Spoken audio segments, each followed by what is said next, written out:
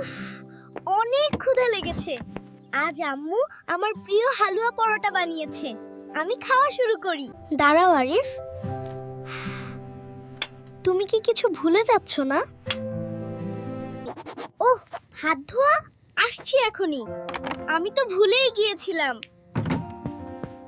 আরিফ, আমরা যখন কোনো কাজ বিসমিল্লাহ বলে শুরু করি না, তখন শয়তান আমাদের সাথে সেই কাজে যোগ দেয়। তুমি কি চাও শয়তান তোমার খাবার খেয়ে ফেলুক? না মা, একদম না। শুধু খাবার নয় বাবা, সব ভালো কাজের শুরুতে বিসমিল্লাহ বলতে হয়। বিসমিল্লাহ। বিসমিল্লাহ। এতে আল্লাহ তাআলা সেই কাজে বরকত দান করেন। আরিফ, এই আপেলটা বিসমিল্লাহ পড়ে খাও তো। বিসমিল্লাহির রহমানির রহিম।